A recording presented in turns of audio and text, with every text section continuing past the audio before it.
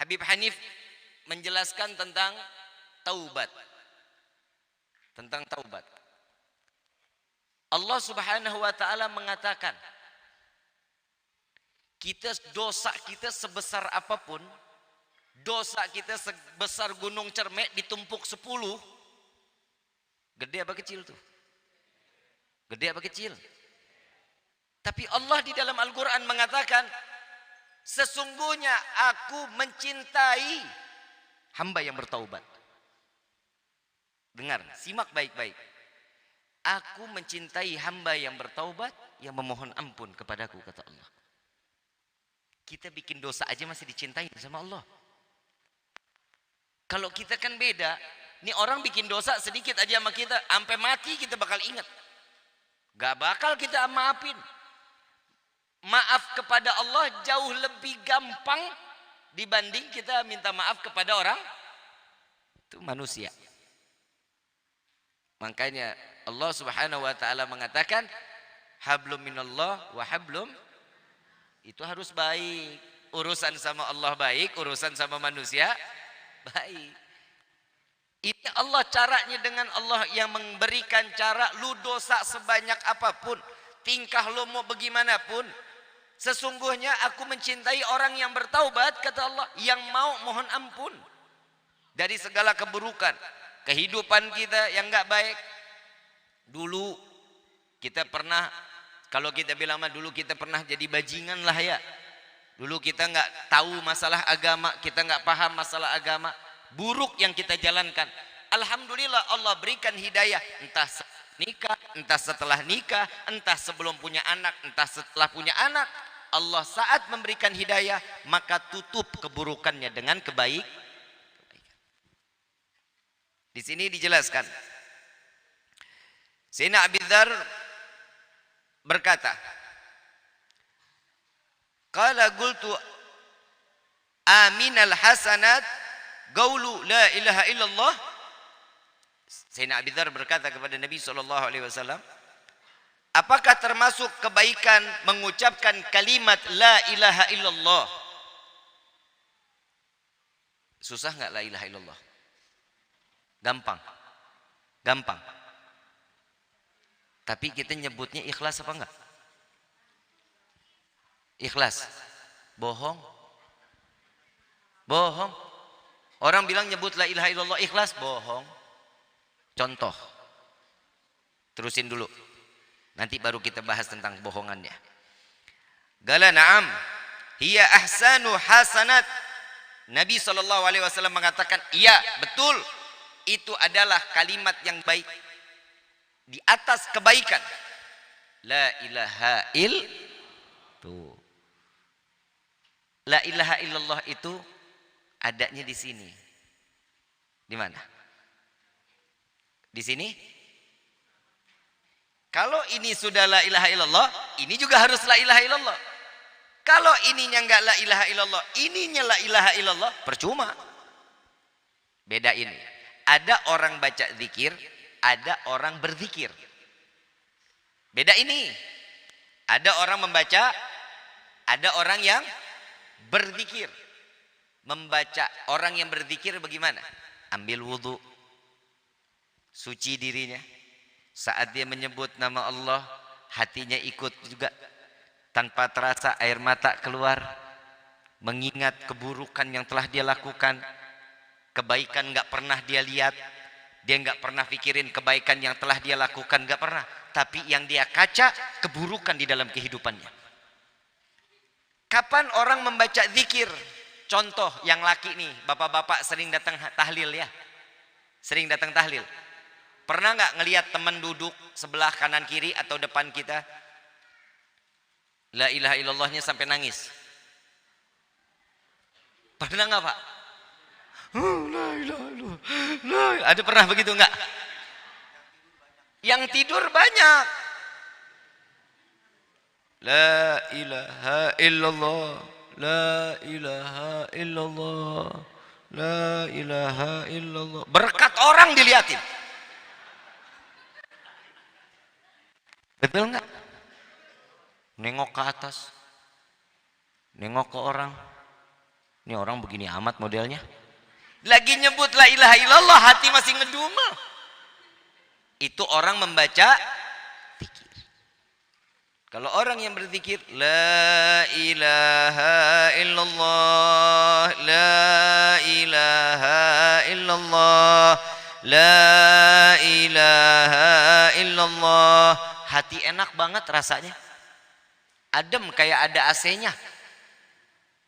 Itu caranya orang membaca zikir dan bedanya orang berzikir dan membaca. Kalau orang yang berzikir dalam keadaan suci, dalam keadaan baik, betul-betul dari hati menyebut nama Allah, mengagungkan nama Allah. Ibu bapak yang dirahmati oleh Allah, Nabi SAW, dengar nih, saat dimana Nabi SAW, ya Muhammad, akan aku beritahu kematian, dosanya aku ampuni, kata Allah. Setahun sebelum kematian diampuni dosanya. Nabi bilang apa? Ya Allah, jangan kelamaan. Takutnya hari diampunin, besok dibikin dosa. Ya udah, sebulan sebelum kematian aku ampuni. Kalau dia bertobat, aku ampuni, kata Allah. Jangan ya Allah, masih terlalu lama, katanya. Ya udah seminggu, kata Allah. Umatmu seminggu belum mati, dia bertaubat kepada aku, kata Allah. Aku ampuni dosanya. Jangan ya Allah, masih lama. Masih kelamaan.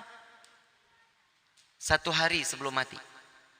Jika dia bertaubat kepada aku ampuni dosanya. Jawaban Nabi, jangan ya Allah. Masih terlalu lama.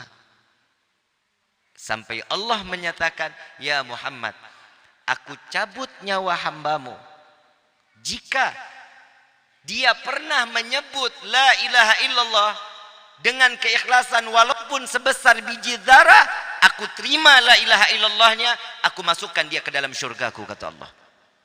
Tuh. Perkataan yang paling indah, harapan setiap hamba tatkala mati dalam keadaan husnul. Makanya ibu bapak, kalau tahajud jangan buru-buru. Doa jangan sekeperluan. Kadang kita minta doang. Kadang tahajudnya cuma 2 rakaat, mintanya 2 jam. Coba diaturin, coba diatur. Tahajudnya ditambah, mintanya juga ditambah. Minta, nggak apa-apa. Tapi setelah minta, sanjung dong nama Allahnya. Kalau saya kebiasaan diajarin sama orang tua, sebelum meminta, sanjung dulu Allahnya. Allah ini disanjung itu tuh, ya Allah ya Rahman. Apa yang kita minta bakal dikasih. Malaikat Jibril sekarang ini, tugasnya Malaikat Jibril itu menahan doa orang-orang yang banyak dosa, model kayak kita ini. Bukan sih orang Kaliaren mah insya Allah ahli sorga. Tapi bohong. Insya Allah kita semua menjadi ahli surga yang ibadahnya kita diterima sama Allah. Saat kita menyebut nama Allah, Allah pun terima dengan memanggil jawaban daripada panggilannya kita, ya Allah, labbaik wa sa'daika ya abdi. Ya Allah, nikmat kalau Allah udah manggil kita kayak begitu tuh. Saat kita doa, dosa kita banyak, ditutup doa kita, nggak nyampe kepada Allah. Terus kita lagi minta kepada Allah, ditutup lagi, nggak nyampe kepada Allah. Sampai Allah nanya, wahai malaikatku, apa yang kau tutup? Allah maha tahu. Allah maha tahu.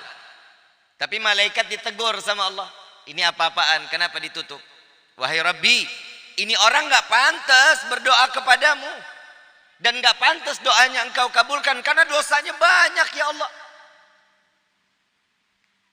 Wahai malaikatku, tidakkah kau mengetahui aku telah berjanji kepada hambaku, ud'uni astajib, berdoa kepadaku akan Allah kabulkan, kata Allah. Tatkala kita sambil menyebut nama Allah, ya Allah, la ilaha illallah, dengan tetesan air mata, malaikat ditegur sama Allah. Wahai malaikat, tidakkah kau melihat hambaku yang sampai bercucuran air mata memanggil namaku? Kata Allah, singkirkan, biar aku ingin mendengar apa rintihan yang dia inginkan. Kata Allah, tuh lihat, kadang kalau kita kan doakan semau enak kitanya aja, minta rezeki banyak, panjang umur, mati husnul khatimah, lah hidup lengkap banget begitu kan. Ibadah kita jarang, sholat duha kagak, tahajud kagak, qabliyah ba'diyah kita tinggalin. Terus permintaan kita, boleh minta apa aja silahkan, tapi kita sadar dong. Maaf ya Bu, Pak, kita kalau mau minjem duit aja sama orang, kita sanjung-sanjung orangnya. Ih, kaset. Betul ya? Neng mah bager. Pinjam 50.000. Sanjung dulu baru dikasih. Ini sanjung kagak minta. Lah kita dikenal kagak. Contoh. Ibu bapak. Alhamdulillah nih kalau sekarang saya udah pernah sering lihat nih wajah-wajahnya, saya udah sering lihat. Walaupun namanya saya nggak hafal satu-satu. Saat ketemu di jalan, negor. Saya, iya waalaikumsalam. Ibu, bapak. Enak nggak dijawab? Oh, ternyata salam saya sampai loh. Kan gitu. Ibu bapak nggak kenal, saya nggak kenal. Ibu bapak mungkin kenal sama saya. Emang nih sombong nih satu nih. Begitu lewat nih, assalamualaikum Habib, nengok doang. Siapa ya? Itu manusia begitu nggak? Bapak, ibu, kalau ditegur sama orang, orang ini kenal sama kita. Tiba-tiba begitu kita lewat, assalamualaikum, kita nyautin, waalaikumsalam, walaupun di dalam hati, waalaikumsalam. Dalam hati nanya lagi, siapa ya? Ibu, bapak saat ditegur kayak gitu, kalau ini orang berhenti, pasti nanya, masih ingat gak sama saya? Benar? Kalau kita mau dikenal sama Allah, terus sebut nama Allah. Maka tatkala kita memanggil nama Allah, ya Allah, ya Allah, la ilaha illallah Muhammadur, ini kan persaksian kita kepada Allah. Nabi SAW mengatakan di dalam hadis, qala Rasul SAW, afdalu qultu ana wan nabiyuna min qabli.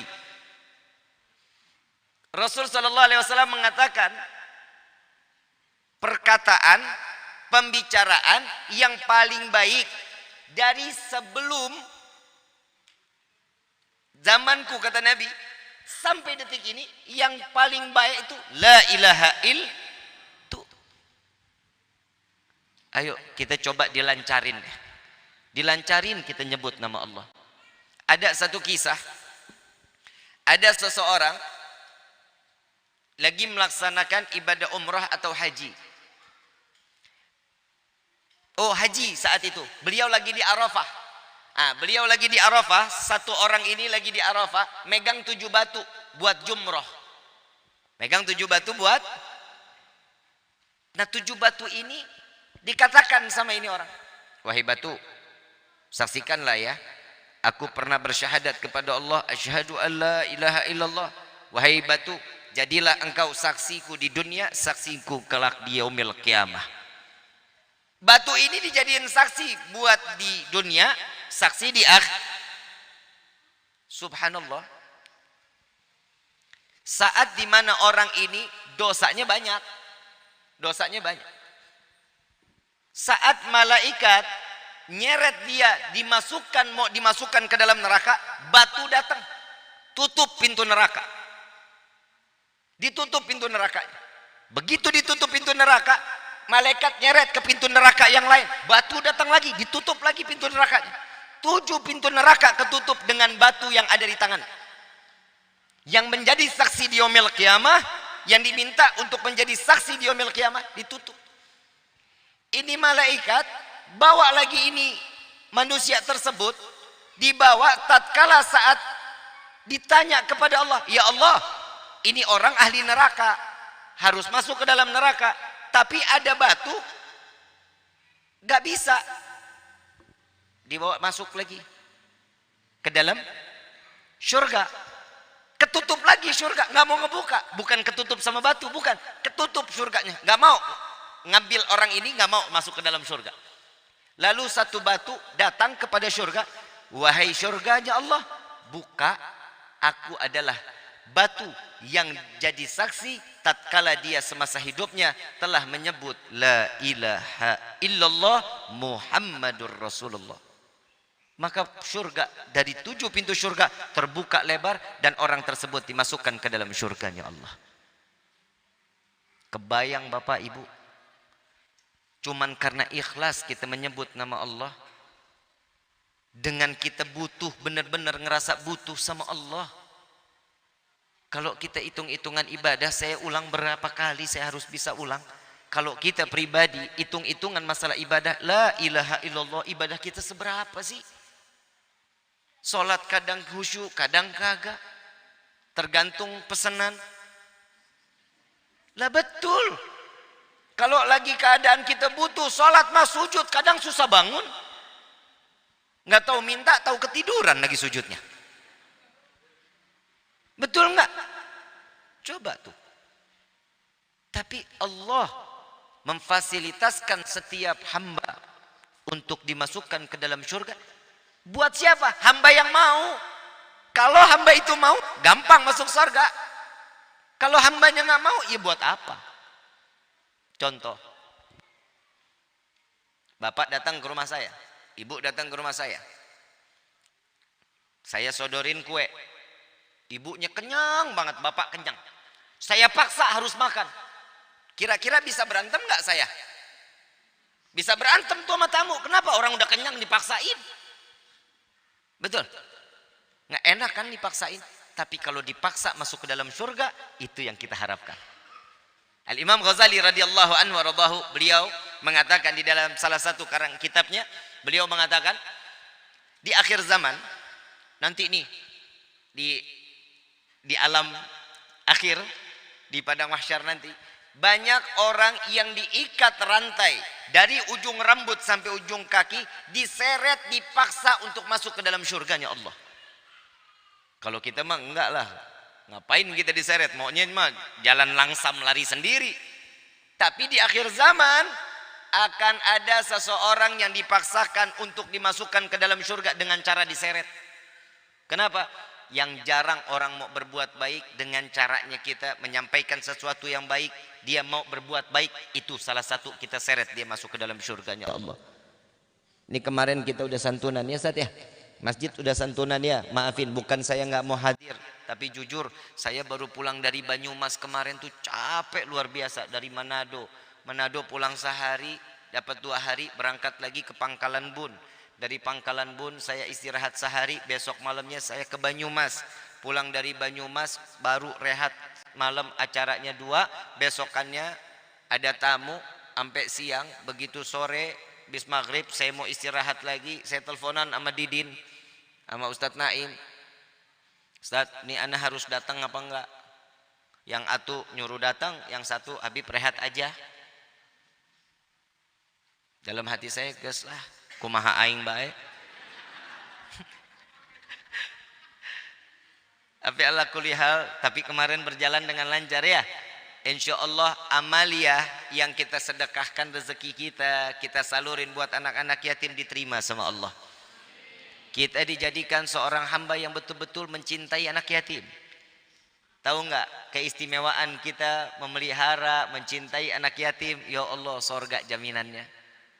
Anak yatim bib, anak yatim mak nggak ketulungan bib, susah dibilangin bib, bandel. Lah itu ujiannya.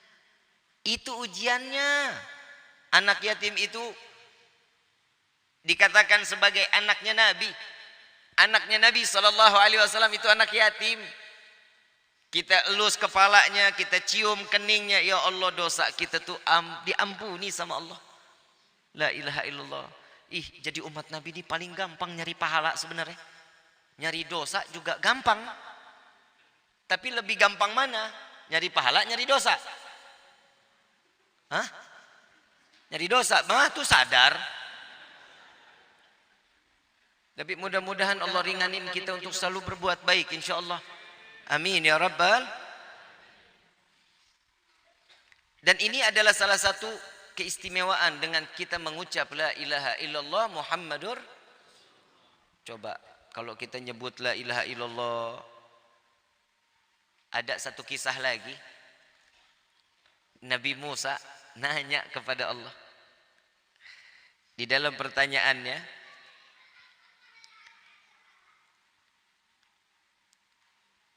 dari seorang mufti, dari ayah beliau, seorang mufti, ayahnya ini seorang mufti. Di dalam hikayat beliau berkata, "Qala inna Musa salawatullah alaihi naja rabbuhu." Beliau bertanya kepada Allah, Nabi Musa bertanya kepada Allah. Dikatakan oleh Nabi Musa, "Faqala ya Rabbi khalaqta khalqan wa rabbaitahum bi ni'matika wa rizqika." Wahai Tuhanku, Engkau telah menciptakan makhluk. Engkau telah menciptakan makhluk, kata Nabi Musa. Dan Engkau telah memelihara mereka dengan pemberian nikmat dan rezekimu. Allah kan janjinya begitu kan? Pemberi nikmat, pemberi rezeki, kan begitu kan? Lalu Nabi Musa mengatakan kemudian, mengapa Engkau menempatkan mereka pada hari kiamat di nerakamu, kata Allah, kata Nabi Musa. Jawaban Allah Subhanahu wa taala di dalam hadis qudsinya, beliau mengatakan, ya Musa, ini bibit, tanam. Ambil bibit itu tanam. Ditanam. Tumbuh, bibitnya tumbuh. Kata Nabi Musa, kata Allah, ambil menurutmu yang baik. Diambil daun. Yang bagus-bagus diambil. Ada yang disisain? Ada. Ditanya sama Allah. Itu kenapa disisain, kata Allah? Wahai Rabbi, yang baik aku ambil, yang enggak baik aku tinggalkan. Begitulah cara aku memilih hambaku. Yang baik wajib untuk dimasukkan ke dalam surga, yang buruk aku masukkan ke dalam neraka. Faham ya? Faham ya? Sama di dalam kehidupan kita begitu. Kita punya pohon mangga. Kita punya pohon mangga. Kelihatannya baik nih. Ya, kelihatannya matang baik. Begitu kita balik ternyata dimakanin codot. Tahu codot? Codot apa sih di sini apa? Lalai. Lalai. Iyalah itu ya. Begitu lihat, wah groak nih. Kira-kira kita petik nggak? Sebenarnya ambil yang baiknya, sebelahnya kan nggak digigit. Ambil yang baiknya, buang yang itu. Manusia kita kan kadang suka memilih. Tapi kalau bersedekah, dengerin ya. Kalau bersedekah ke tempat yang baik, ambil yang terbaik, yang buruk buat kita. Bisa nggak begitu? Bisa nggak? Contoh nih, contoh. Kita dapat makanan enak. Dapat makanan yang enak kita makan atau kita kasih orang?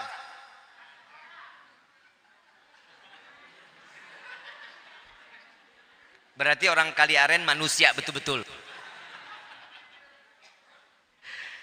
Yang enak kita makan atau kita kasih orang? Yang nggak enak kita makan atau kita kasih orang?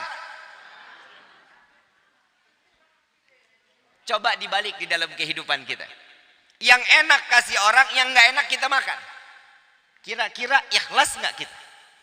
Nggak usah dijawab. Malu PA. Jangan. Diam ya, diam. Ya, cicing wae, cicing. Belajar untuk memberikan yang baik, kasih ke orang, yang nggak enak kita makan. Inilah yang diajarkan oleh baginda Rasul sallallahu alaihi wasallam. Nabi panen kurma, yang enak di sebelah kanan, yang nggak enak sebelah kiri. Yang keras, yang nggak bagus, yang belum matang ditaruh ke sebelah kiri.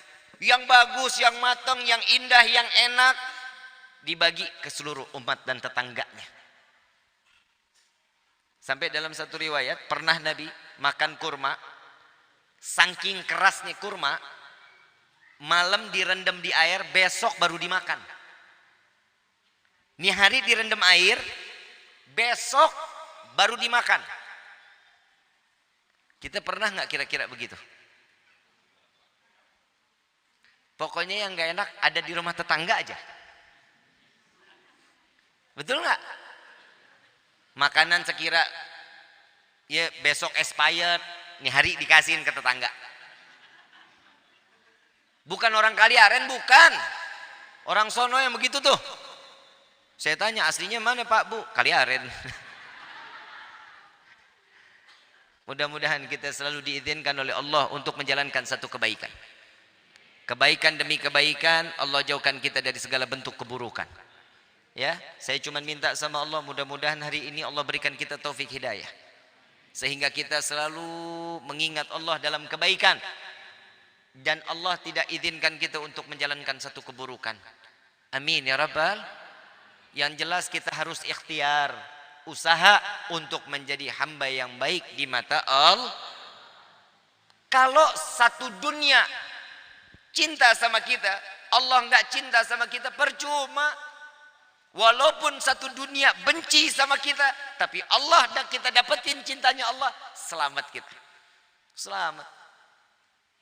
Tapi mudah-mudahan kita mendapatkan cinta Allah, kita mendapatkan cinta daripada hamba Allah. Amin ya Rabbal alamin. Doanya gampang. Mau nggak doanya? Mau nggak? Ikutin saya ya. Bismillahirrahmanirrahim. Ya Allah, izinkan saya membuat senang hati orang lain, dan izinkan orang lain membuat senang hati saya. Amin. Gampang nggak doanya? Gampang nggak? Ada di situ minta rezeki. Ada di situ minta rezeki doanya. Ada di situ orang di dalamnya minta panjang umur, ada. Ada orang di situ tadi di dalam doa mati husnul khatimah, ada. Tapi itu semua mencakup di dalam doa tersebut. Panjang umur saat kita dibutuhkan oleh orang lain. Orang lain kalau udah senang sama kita Pak Bu, itu dalam doa ngumpet-ngumpet, ya Allah panjangin umur fulan, baik orangnya. Kalau kita digedekin sama orang, paeh, mati udah, mendingan lebih baik mati udah. Itu kalau kitanya buruk di mata orang, kitanya nggak pernah bikin senang orang.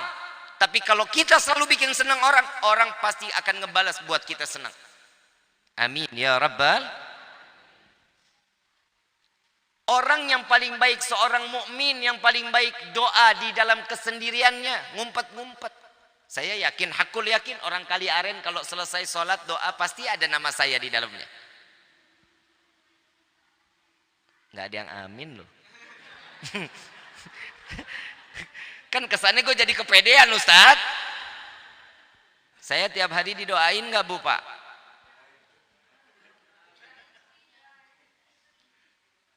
Rezekinya, jangan rezeki dong. Rezeki itu jadi fitnah di akhirat paling parah Bu. Pak bener, saya minta tolong doakan saya serba kecukupan.